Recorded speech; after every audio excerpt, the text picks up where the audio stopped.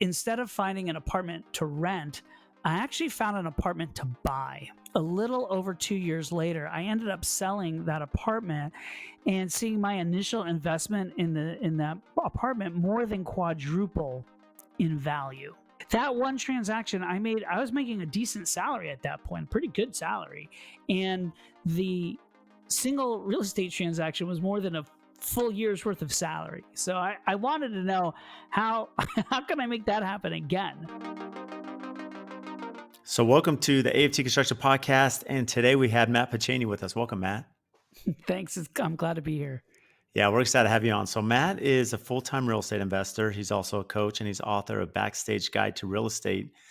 And there's a lot of topics I wanted to speak with you because your career path has been pretty interesting, Matt. I know that real estate wasn't the first plan, from the very beginning. And it's interesting how some of us kind of figure out our path and then such as yourself, you go and build it and become super successful. So let me start with this. When most people think of passive income, they don't have anywhere to start. So how did you make your start in real estate investment? Yeah, Brad, it's a good question. If you think back to 2001 and where you were in 2001, I was living in New York City and I had my own advertising agency, actually a little small boutique digital marketing shop that I had started. And the bubble burst, the dot-com bubble was gone and my business was completely imploding. I mean, just failing, head first. And at that exact time, I got a phone call from my landlord telling me I had 90 days to get out of the apartment I was living in. Now, I still wanted to stay in New York, but how am I going to find a place to live with no job, in a business that has completely failed here? I ended up getting a job working in-house at the cable television channel Showtime. They were a client of mine. And instead of finding an apartment to rent, I actually found an apartment to buy. Now, this was not in the part of town I wanted to live in. It was much further uptown, still a great area, but not desirable for a young single guy necessarily. But I bought the place, and a little over 2 years later, I ended up selling that apartment and seeing my initial investment in that apartment more than quadruple in value. That allowed me to buy another place in the part of town that I liked. But that one transaction I was making a decent salary at that point, pretty good salary. And the single real estate transaction was more than a full year's worth of salary. So I wanted to know how can I make that happen again? Because it's such an incredible return on investment. And that's when I started getting involved in real estate. And that was the first thing that sort of sparked my interest in it, from more than just I need a place to live, right? Which was the initial reason why I moved in there. I needed a roof over my head. But once I saw the incredible increase in value that I was able to do, and part of that was things that I did to the apartment and the building itself, and part of it was just the appreciation. Part of it was the location was, rapidly going up in desirability. But all those factors together just made for an unbelievable deal. And I said, how can I make lightning strike more than once? Well, let me ask you this because this is interesting. I mean, maybe speak to how you did that first purchase, why you were looking for somewhere to rent because you had 90 days, right? Fortunately, you had some contacts, you had a network there to have a career path, at least to find another position, career-wise. But why was this property only available for purchase, not rent? And then did you have anyone help put some capital together? Did you have some savings? Were you preparing? How did you even leverage that opportunity? I had a little bit of savings. The purchase price was relatively small. I know people are thinking New York City, it's going to be very expensive, but this was way uptown in the Washington Heights area. And we're going back to 2001. So, the purchase price of the property was $125,000. So, I put down a 20% down payment. I put down $30,000 on the property, and so that allowed me to be able to I had that money saved up. Why was it available for sale and not for rent? Was because the owner didn't want to. Didn't I don't know that he ever even really wanted to rent it, but he wouldn't have been allowed to rent it. Wouldn't necessarily be allowed to rent it. It was in a co-op building, so a lot of the buildings in New York are co-ops. A lot of the newer construction and newer properties in New York over the past 10 to 20 years have moved more into the realm of condos, but co-ops are sort of their own unique beasts, if you will, and they're controlled by a co-op board that sets rules and bylaws, and in a lot of cases they do not allow for rentals. Sometimes they do, sometimes they're only for certain periods of time. They can also change the rules from time to time. So um, in general, co-ops, this is a broad generality, are not going to have rentals. This person had owned the property for quite some time, was looking to move elsewhere, and was looking to sell the property. The way I found it, which is kind of an interesting story, Brad, is that my sister was living up in Washington Heights. She was renting a place up there, and she saw an ad on a bulletin board, a local bulletin board, like a physical bulletin board, by the grocery store. And one of the ones, I don't even know if they do them anymore, but I remember back then you could put a flyer up, and you'd have these little tabs at the bottom that you could rip off that would have a phone number for you to call. 'Cause nobody had email. Well, people were starting to do email back then, but still, it was a phone number that I called. I called and spoke with the guy and talked about it, and went up and took a look at the property. And serendipitously, when I went to go meet with him and look at the property, as I was walking in this building, there was a guy that I knew, a friend of a friend's, but like I knew the guy. And I was surprised to see him at the building, and it turned out he had moved there about 6 months to a year prior, and he was on the co-op board. So I had met him, and then I talked with him later about the building, and everything seemed to check out, and I made the purchase. It's incredible because you think Manhattan, in New York is not really a small area to see a common face. What are the chances, as you mentioned, serendipitously? But walk through the co-op thing, because mine, for those that may not be familiar with real estate in New York, it's very different, right, than most places. A co-op, at least my understanding, is that you have a building, maybe definitely not new, because new buildings are kind of set as condos, as you mentioned, but it's where you can buy certain portions of the building. And so you own a portion of the building. Maybe you're on different levels, and then you have, similar to maybe like an HOA, where you have community expenses, if there's an elevator possibly, although a lot of them don't. So walk through just the complexity of working with a co-op and a co-op partnership. Yeah. I happen to know a lot about it, not only because I lived in that one, but I lived in another one after, and then actually was asked to be on the board, and it was actually the board president for a number of years. So I know probably more than anybody wants to know about the co-ops, but essentially, when you purchase a co-op, you're purchasing shares in a corporation that owns the building. You are not buying a particular unit. You are just buying shares in a corporation. Now, in part of that sale is you are also given a proprietary lease for a specific unit. And so then there's that unit, which you don't necessarily own, but you have a proprietary lease for it. And then there's the common areas. And as part of that co-op, you will pay there's a purchase price to buy those shares. Those shares can be, you can have a mortgage on them, depending on how the bank wants to handle it. But a lot of banks, a lot of your major banks, Wells Fargo, JP Morgan Chase, will do loans.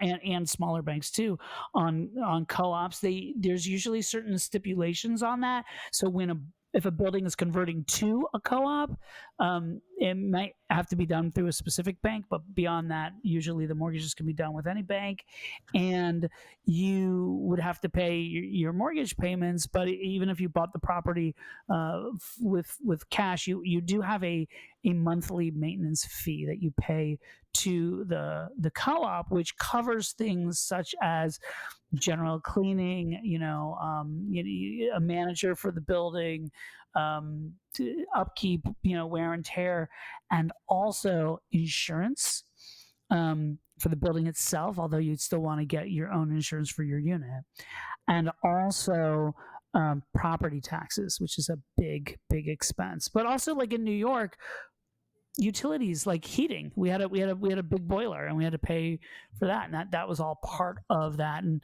the shares that you purchase in the building are usually divvied up in a way that makes it equitable for everybody. In other words, if I bought a 1-bedroom apartment but you had a 2-bedroom apartment, you would be buying more shares, right?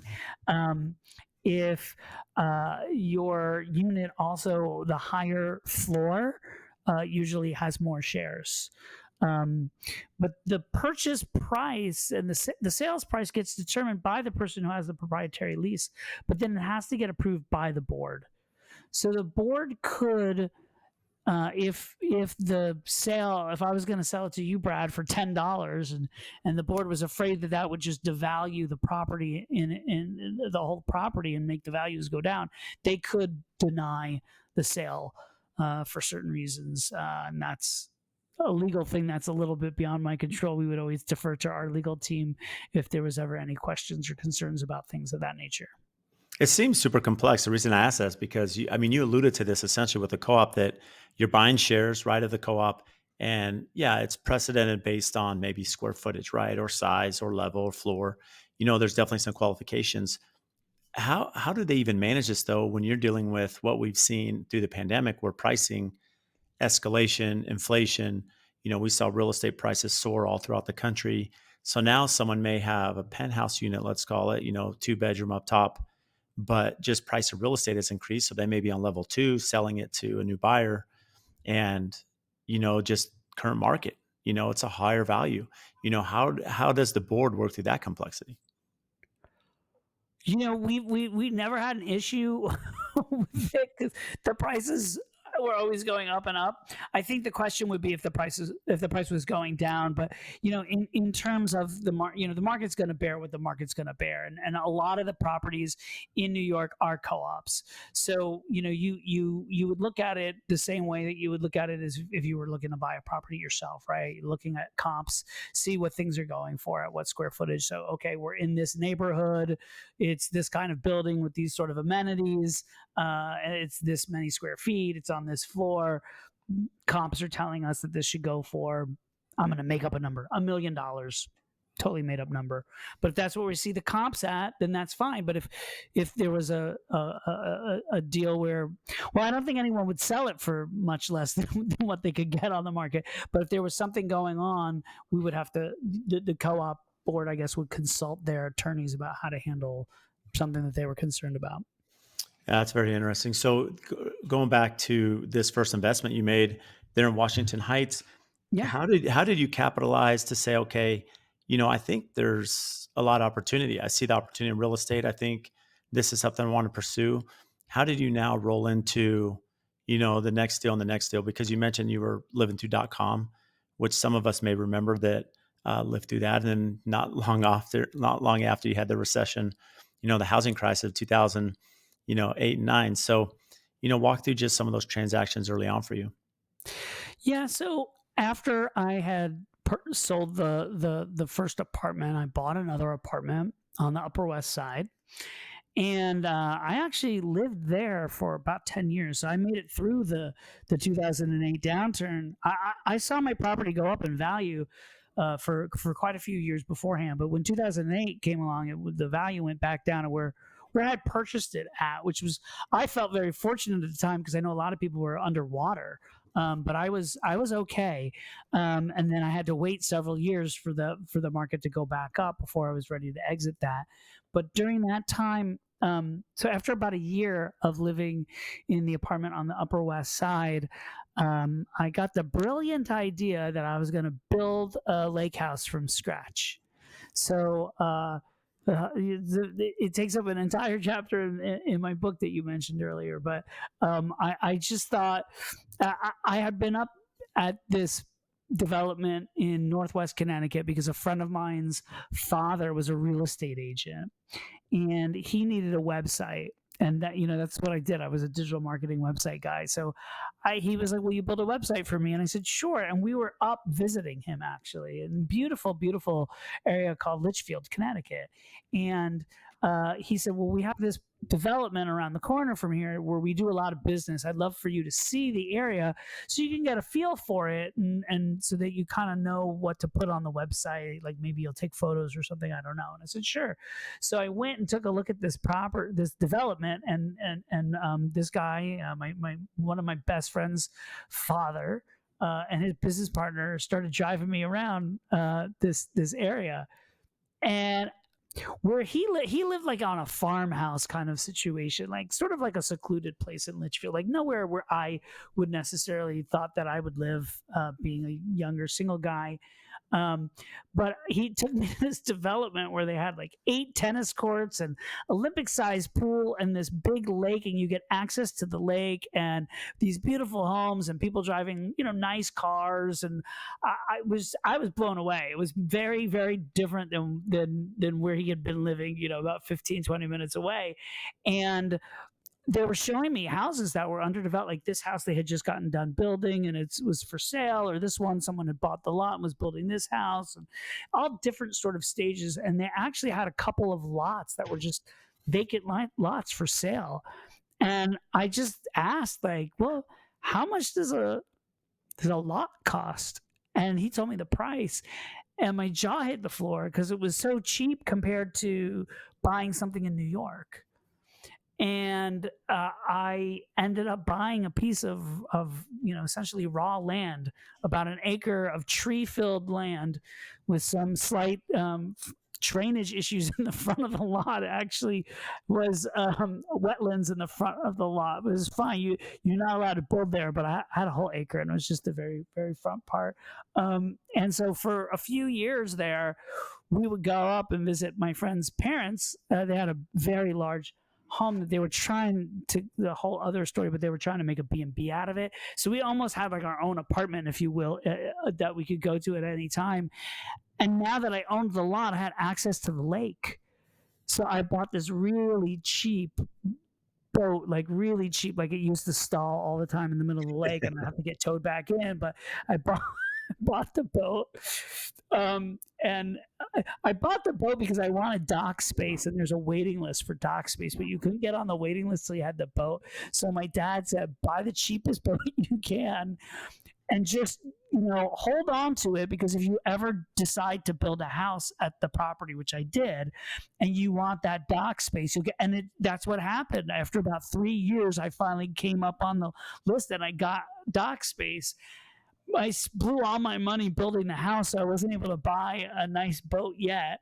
And then I ended up actually almost never staying at the house. My intention was this to be a vacation home, but right around the time it was getting constructed, the construction was finishing up, I met this amazing woman who foolishly accepted my marriage proposal about a year and a half later. But her folks have a place in Connecticut. So I didn't necessarily need a place in Connecticut anymore, number one. But number two, people were beating down the door to rent the place. And so I started renting this apartment. It became a vacation rental. I mean, I had to research when Airbnb started when I was writing my book, because I thought it was before Airbnb started. It wasn't. Airbnb had technically started, but they were very big on the West Coast. They didn't have a big national presence. HomeAway and Vrbo were kind of getting some traction at that time. So I would list it with HomeAway and Vrbo. But it became a rental property, and I started to learn all these things about rental properties and dealing with tenants and dealing with leases and property management type things, and then the fun stuff. And when the fun stuff, I mean taxes and accounting and depreciation and all that kind of stuff. So, that house is really what led me to be where I am today. And just so that everybody knows, I've I've now been doing this full time for many years, and I have a portfolio of over 10,000 apartment units that I've invested in across the country.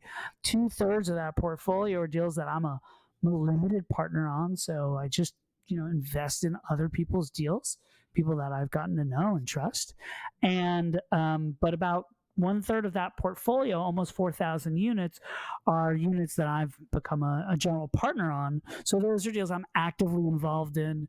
And I syndicate those deals out, just like those deals I invest in are syndications. And for anyone who doesn't know, a syndication is simply when you have a bunch of investors who have want to invest in something that may be otherwise unattainable for them. We can pool our money together and buy that. So I don't necessarily have $20 million of capital sitting in my pocket that I can deploy to buy an apartment complex, but maybe I know a bunch of people who can put in 50K, 100K.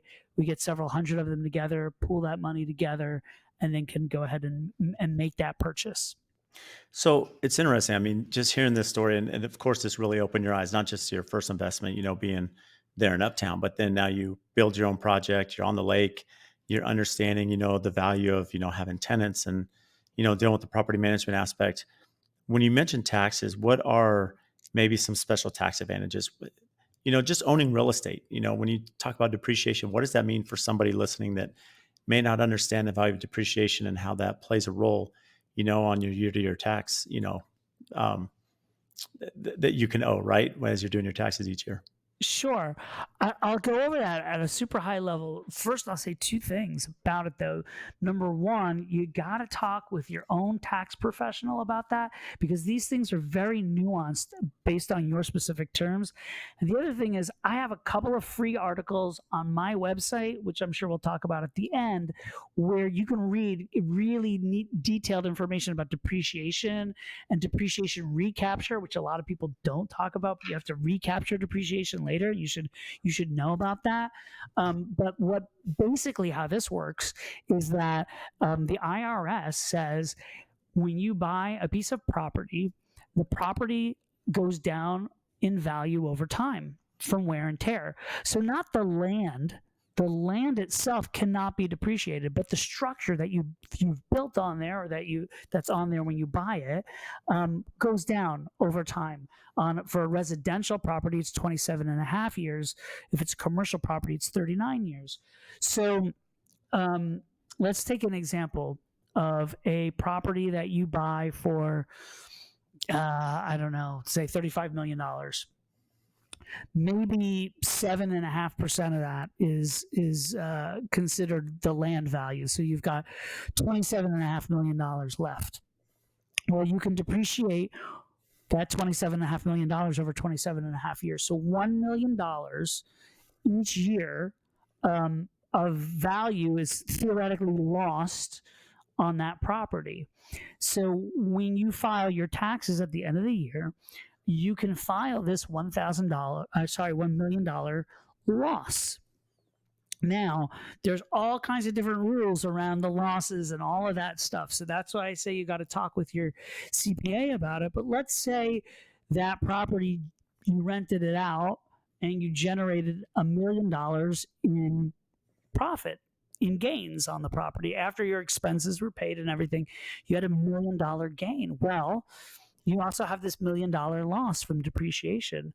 So essentially, in a lot of cases, but not all, and you got to talk Right. with your CPA, you wouldn't pay taxes on that $1 million that you got that year. That $1 million of income would be offset by the $1 million loss. Now, there's recapture that has to be, and that's a whole other conversation.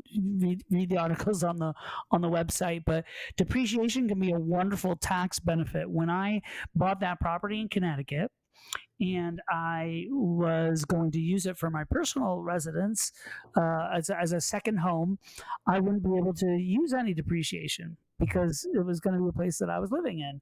But I actually never lived there at all. I spent at maximum like a couple of weekends here or there. by law, I believe, at least at the time, it was 14 days. I couldn't spend more than 14 days there um, in a calendar year. But I mean, I would just go up for like a weekend and fix up the place because tenant had broken something or needed some light bulbs changed, and then went back down. So even when I was there, it's not like I was really enjoying it all that much. Maybe I'd go out for a spin on the boat, but I was literally doing maintenance at the property. And because of that, I was actually able to use depreciation on the property. And, any expenses that I had on the property, I was able to write those off of the taxes. Now I had income coming in as well. So those losses from expenses and depreciation help offset the income. Truth be told, I wasn't making, after all was said and done with the expenses and everything. It's not like I was making a tremendous amount of money. I didn't know what I was doing when I bought this deal, and quite honestly, like if I looked at the deal today and underwrote it, there's no way I would do it. It was not a good investment from a pure dollars and cents perspective, but the amount of stuff that I learned from that experience was invaluable. I mean, like totally worth it. And I did okay, and we ended up selling it, and I did okay, and I didn't, it helped with my tax burden through the time that we owned it. And the cool thing is, even if I was just breaking even, there was a certain amount of principal that was being paid down every year on the property. So $6, $7, $8,000 every year of loan that was paid by people from the income from the rental. And so then when I had to pay off the loan at the end, it was reduced. So I mean, overall it was a good thing. Yeah, that's super valuable. And I love that you gave the high level approach, because there's no doubt that everyone has to, consult with their own CPA. But essentially, as you're speaking about this high level, Matt, the reality is, whether it be commercial, residential, there is a lot of benefit to, as you start building your portfolio, and, and there are, tax incentives, if you will, that kind of help you personally. What's interesting is, I mean, you quickly go from, I don't know, this wasn't quickly, this wasn't an overnight thing. I mean, this is years in the making, but now the portfolio you've built. Now, when you mentioned you have 10,000 apartments, have you invested in commercial real estate as well, or residential? I mean, how does that split look between commercial and residential? I met with a gentleman who was a next door neighbor of my in-laws. And what his job is, he's a financial advisor, but I mean, it's like a very high powered type of financial advisor working for large family offices, millions and billions of dollars. And I asked him earlier on in the real estate career about that. I was actually looking at investing, and a friend of mine had started like a fund of funds, and I was talking about that. And he said to me, "Look, Matt, you get," he didn't say this is another term that I've heard, but you get riches in the niches, right? And he said, what he was saying was, "Look, Matt, you're specialized in multifamily, like that's what you're doing." And when I've seen people build wealth and do very well, it's because they focus in one particular area. And so that would be my advice. Like, I don't know why you're looking at this fund of funds. Like, why don't you just invest that money in a real estate deal? And because the fund of funds wasn't. You can have a fund of funds that's in real estate, but this wasn't. So, for me, I have focused mainly on multifamily. Now, I've also invested in Broadway musicals because I have a background in theater. I was a professional actor for several years, and my wife is in the business of Broadway. I mean, that's what she does. That's her W-2 9 to 5 job. So we have connections for that. So I've invested in that. I did one of these like ATM investments just to kind of see what it was all about. I've invested in some self-storage and some industrial, some new construction of different types. But the vast majority of my portfolio, I would say 90% of the portfolio, is in multifamily real estate. So, apartment complexes, and it's diversified throughout the country, many different markets. Let me ask you this. I mean, because most of it is multifamily, is it pretty common that you're working with existing properties that are being, refurbished, remodeled? Are you building ground up new?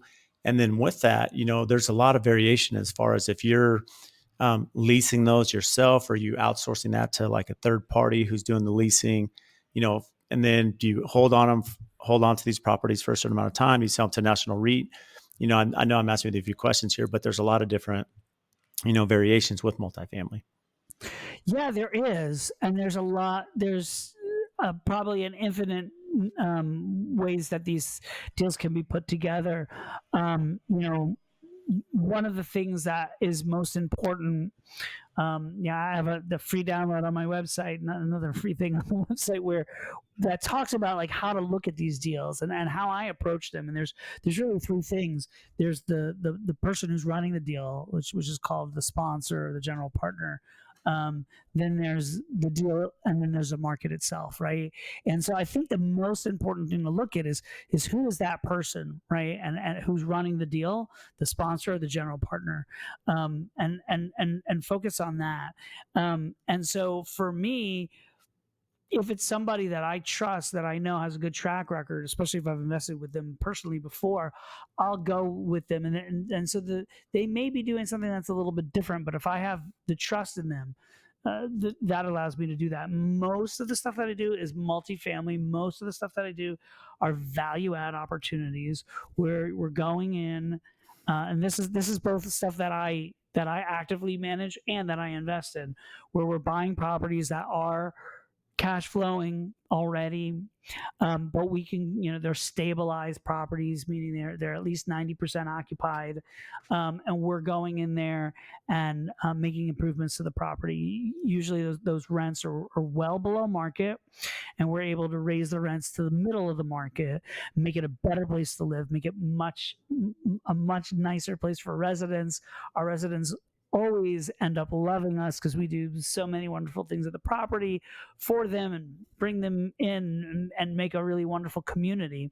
And in doing that, we also make a nice profit too. So that's it's definitely a business, and it's not a charity, but we do that by treating our residents extremely well. And that's the majority of what we're doing. Although I've gotten involved in a lot recently over the past couple of years of new development, of new construction deals. You got to be really careful. They're very risky, but the rewards can be there. And if it's with the right person, the right operator, I think those can do very well also. So, the bread and butter, 90% of, well, 75% of my portfolio maybe is that multifamily value add, and will continue to be, right. And I consider those sort of like base hits. But if I can do a new construction, I'm looking for like a stand up double, that's great. And then if I'm doing a Broadway show, then I'm looking for a grand slam, right? And so that's rare and riskier. You see those guys up at bat. I'm not a huge sports guy, but it's just a good analogy. If you see those guys up at bat, they're swinging for the fences, and a lot of times they strike out. But when they hit and they knock it out of the park, and we've had one grand slam investment on the Broadway side of things that just was incredible, but that's definitely not the norm. Well, it's interesting to bring that up because the application, I've been involved in a lot of commercial real estate transactions and, some venture, opportunities we've had, but it's kind of a similar mindset.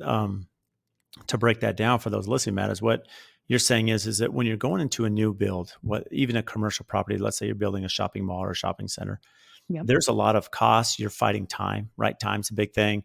Cost of materials, labor, time's everything in commercial because you have to get operators in there. You have to get businesses in there. Same thing for you. You have to get tenants in there. You have to get a leasing agent with multifamily. So the leasing agent, they're going to be bonus on how quick they can lease it. And so you're kind of fighting all these different elements. Whereas if you can find that value property. So for example, you find a shopping center that's maybe 60% occupied. Maybe it's missing an anchor tenant. Same thing. Well, the building's there. It's built. You may have to come in and put, for easy math, maybe a couple $1 million facelift on the property, but you can do that, get an anchor tenant, get some A+ tenants in there. Now your cap rate changes 100% lease, and it puts you in a very good fiscal position. Very similar to you, where multifamily, as you mentioned, you can come in, 80, 90% occupied, but the occupants are paying maybe under market value. So let's get this to an A plus living quarter, design, and then now we can up the rents, we can get the right um, cash flow in there, and then the upside's so much bigger. Yeah. Yeah, and a lot of the stuff that we're doing is not, it's not even A class, right? It's like B class properties, C class, like blue collar um type of investments, yeah. And then what about proximity, nationally? How does that look for you? You're working in New York. I mean, how have you built that portfolio across, nationally? Lots of frequent flyer miles. I do a good amount of travel. I've built up quite an extensive network over time. Most of the properties that I have, I'm thinking about this. I don't have a single thing besides um, a property, which is our primary residence. I don't own any property in the state of New York. And I have very, very little just in the whole Northeast, actually. So most of the properties are located in the Sun Belt. And a lot of the deals that I've done have been where I've been the general partner on have been located in Texas, Kansas, and Missouri. That's sort of where we've been able to find deals that pencil. Look, I'd love to find something. I'm in Brooklyn. I would love to find something in Brooklyn that I could buy that would cash flow, that would be a good investment, because I'm going to have to hop on a flight, but I have to invest where the numbers make sense, and that tends to be in the Sun Belt. And I have some good partners that I've done deal after deal after deal with that are located in those locations. So that allows us to have a local presence that's there essentially 24/7 if needed. And then I'm going and visiting the properties on a very frequent basis, and I'm on Zoom calls just like we're on a video conference right now. Um, so where I'm able to communicate with our property management company, review KPIs, and we do that on a weekly basis. So I am a very active asset manager. I know exactly what's going on at any of the properties at any given time. So walk through, and maybe not getting too specific, but KPI, which Mhm. are key performance indicators, which, just as you relate that to a business, I mean, all of us should have KPIs internally. How are we tracking KPIs? For me, I'm a contractor, right? So as a general contractor, KPIs, performance indicators of, my field team, my office team, accounting, where we at financially. We have all these different metrics that we're tracking. It's no different than you as an investor, right? You have KPIs. What are certain things you're looking for as you're following up on the investments in the portfolio that's out there? Sure. And just a little genesis on this. I'm a PMI certified project management professional, which means I'm good at managing people, budgets, and timelines. And so when I was in the digital marketing world, when I started working at Showtime and then went on from there to work at a bunch of agencies, that's what I did. I managed projects. I was a project manager, and I worked my way up through the corporate ladder, if you will, to where I was managing departments of project managers. And so it's interesting now, as an asset manager, I manage the property managers, and so I do very much the same things that I used to do with all the directors and senior uh, project managers underneath me, where we meet on a weekly basis, and I have a spreadsheet that I go through that has all of these KPIs listed out. And so some of those are, you want to look at the occupancy on the property. What's our current occupancy on the property? But not just our occupancy. What is our, how are we looking trending? What's our 90-day trend look like? Does it look like, we're going to be going down in occupancy? Are we going up in occupancy? We track, we track that very heavily. We track our renewals, which affects that occupancy on 30 and 60 and 90 days. We track our notice to vacates. We track, and this is because I worked in advertising so much. We're tracking all the leads and where they're coming from. Right? Where's our traffic coming from? Internet, walk-in, drive-by. Which internet? Okay, well that's a big. What website? All those different things. Paid advertising, just a Google search, whatever, and then tracking it from actual leads to applications submitted, and then to like applications that have been approved and signed. So there's a lot that's tracked on that. We're tracking delinquencies. So people who haven't paid and sort of why haven't they paid and where are they? Are they paying on us next week? Do they have some rental assistance coming in, or do we need to take them to court? That whole thing. And so we track all of that. And then we track how we're doing on our units. How many units have we made ready this out of the people who left? How many vacancies do we have? How many of those vacancies are ready to be leased? How many have we made ready? How many are in the process of being made ready? How many of them have been upgraded? Do we have how many work orders do we have at the property? How many work orders that we have that are over 72 hours? Because I don't want any work order to be more than 72 hours old, because then that means we're not providing good service to our residents, right? Sometimes they do go over 72 hours because there's some random weird part that they need that just nobody has in town, so we've ordered the part and the part's on its way. But in most cases, we really want to fix any trouble tickets within 72 hours. Those types of things is what we're tracking on a weekly basis. Well, it's impressive. I mean, I was just writing down some of your KPIs, from, budgets, traffic leagues, renewals, 90-day trends, occupancy. And essentially every business should have KPIs, right? That they're evaluating as an investor. I mean, this is a key asset to you, right? That you have, Matt, that you can go through and make sure that, hey, we're tracking. Maybe if we're not getting a ton of traffic through this Google search, through this social media channel, we should try this, so it really helps you also advertising, which is your background as well. Yeah. Yeah, it's great. And, we set goals for every single one of these KPIs. So we know if we're hitting our goals or not. And if we're not, we're going to talk about that and figure out how we get there. So let me ask you, and you mentioned this early on, is that, you had an acting background, you've invested in the performing arts and in theater. How does that invest? I mean, this is a whole new world. I mean, I've spoken to a lot of real estate professionals such as yourself, but never anyone that had experience in the theater aspect. So how did that opportunity come up? And, how does that differ from your normal day-to-day real estate transactions? Yeah, there's not too many Tony Award winning real estate investors out there, so it's a cool thing. It's something that I really care about. I'm passionate about the arts, and so to be able to be involved, even in a somewhat smaller way, is great. I had always dreamed of winning a Tony Award as an actor for best actor, but hey, to get it as a co-producer, I'm thrilled with that. The thing that's really interesting is when I first started to hear about syndication, real estate syndication, I was very intrigued and wanted to learn more. And I went to a weekend seminar about it, conference, an in-person seminar event.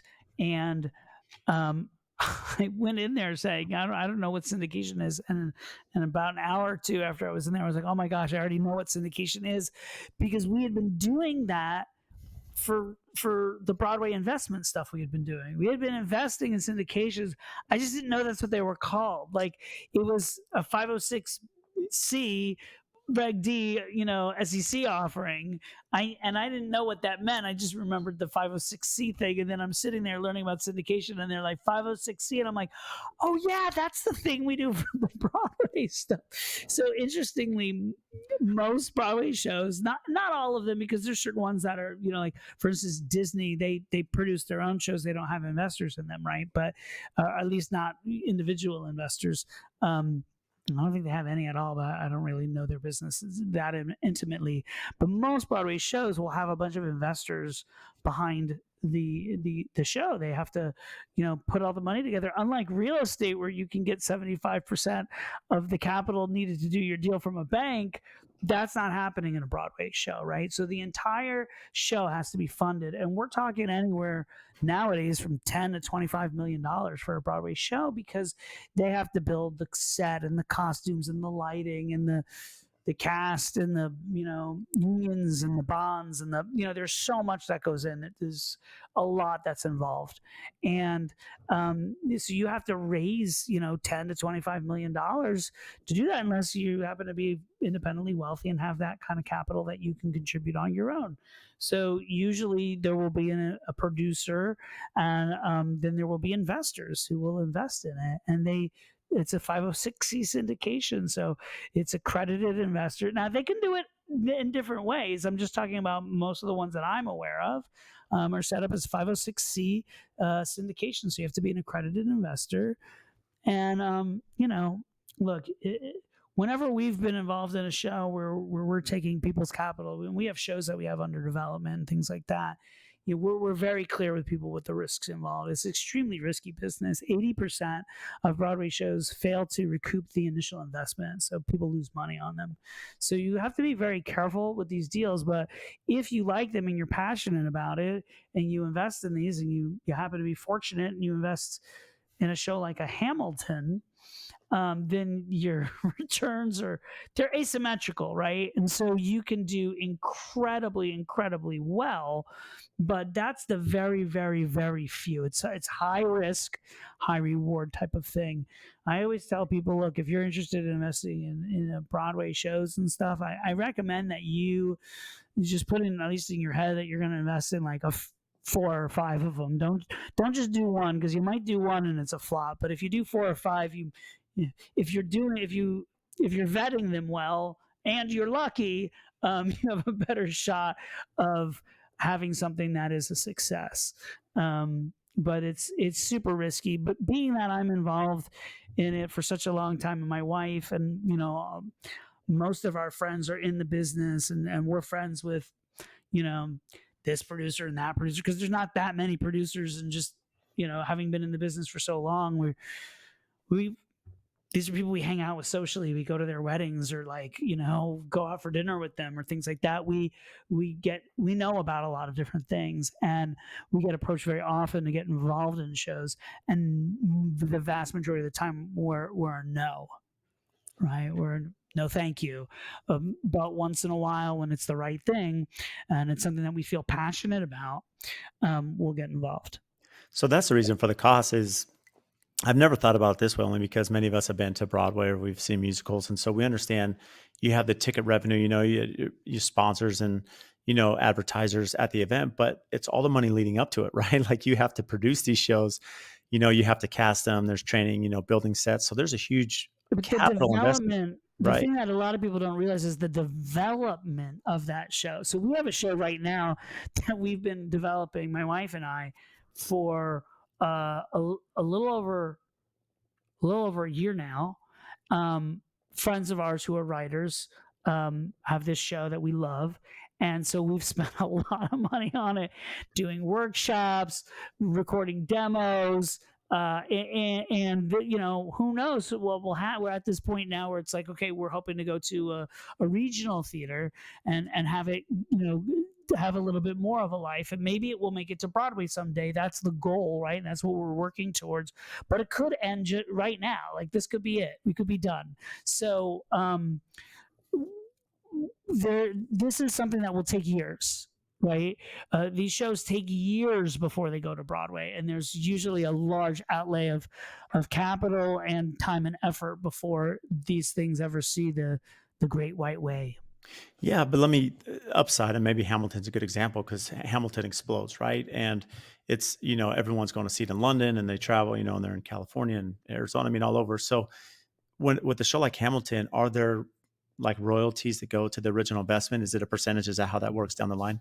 Yeah, that's right. So when you invest, and again, we're talking in generalities here because things Right. can be set up differently, For sure. but in the vast majority of cases, the way the shows are set up, if you're in the originating production, which is usually the Broadway production, you get certain rights, subsidiary rights, and things of that nature. So what would happen is, in the Hamilton example, we were fortunate enough to invest a teeny little bit into the Hamilton Broadway Way to production. go. That's awesome. Yeah, it was very cool. So teeny tiny little bit. So we did that investment, and there's now been subsequent productions. You mentioned UK. It's in the UK. It's in Australia. And at one point there was, I believe, 3 companies in Broadway, beyond Broadway, maybe 4, 4. 4, and it's dwindled down a little bit in the U.S.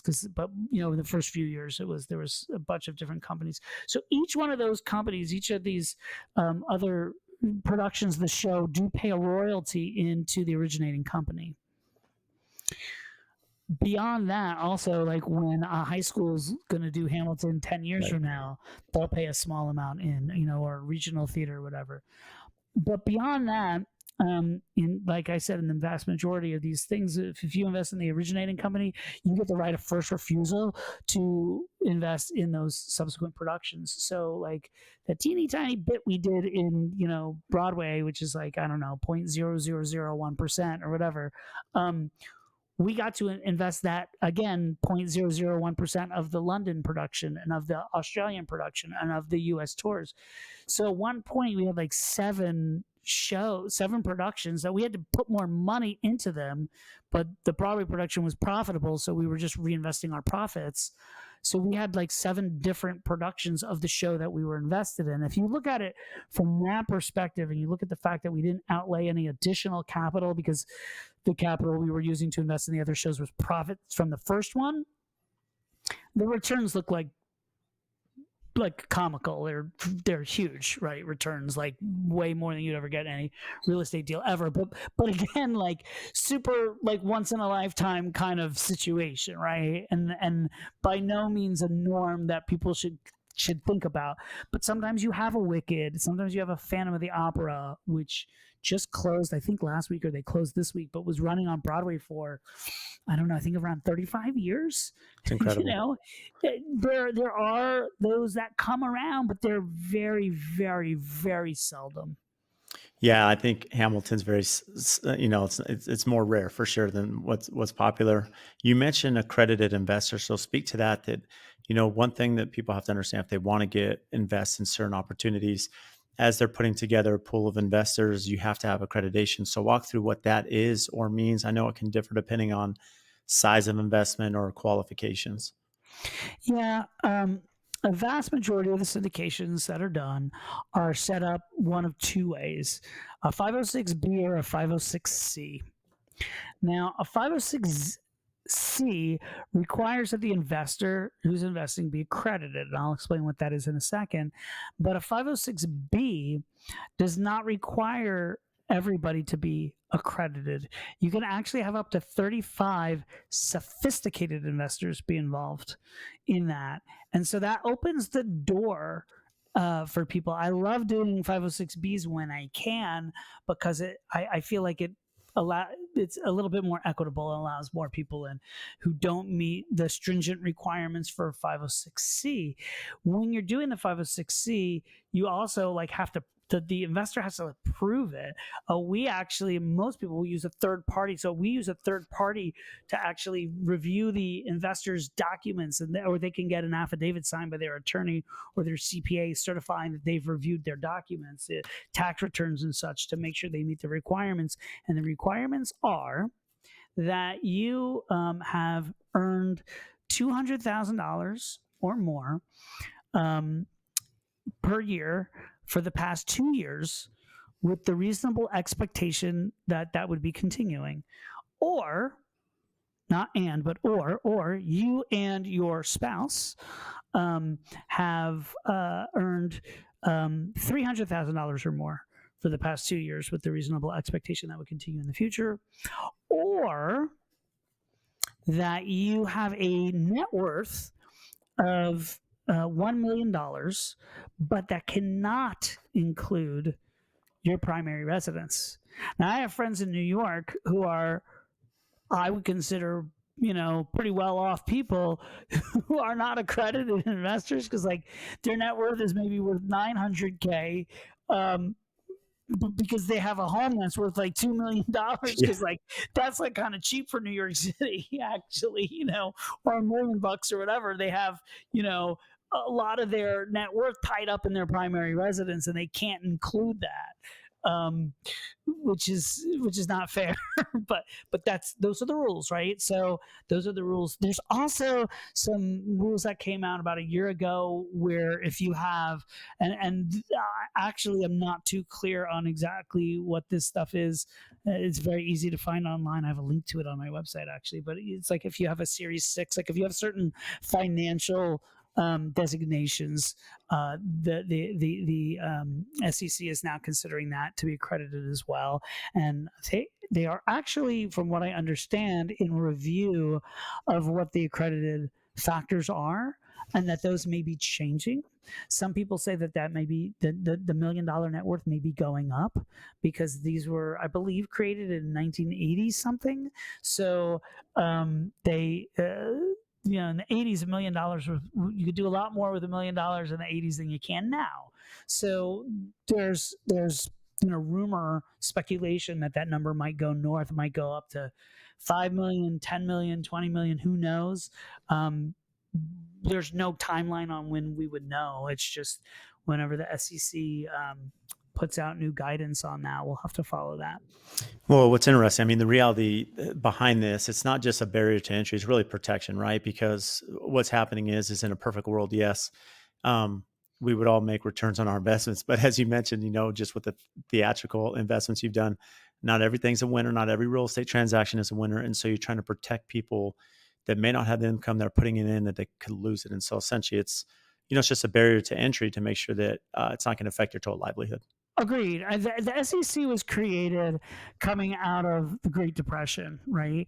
And it was created as an agency to basically help protect the consumer, and that's what they're doing. And I think it's great. And the thought behind this is like, well, listen, if not including your home, you got $1 million sitting around. You can stand to lose some of that, and it's not going to put you in a place where you're homeless or destitute, right?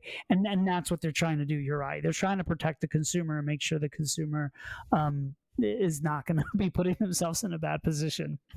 Well, I know we're short on time, and Matt, you've been so generous and super informative. I mean, just so much knowledge. Can't thank you enough. And so, how for those listening, the book, how can they get your book? The Backstage Guide to Real Estate. I know you're a coach. You really mentor others, and then where can listeners find you? Best thing to do is just to go to my website. It's picheny.com, and I'll spell that for people, and I'm sure you'll put it in the show notes, but it's PICHENY.com. There's tons of free content on there, free downloads, free articles. You can buy the book on there too if you'd like. And find out more about me and the type of work that I do. But it's just, I think it's a good resource. I've worked really hard I have a newsletter that I send out every month, and I write an article for every month for that. That's real estate education, and so and the archives are on there. So it's a good resource, I think, for people who are interested in real estate, learning more about real estate.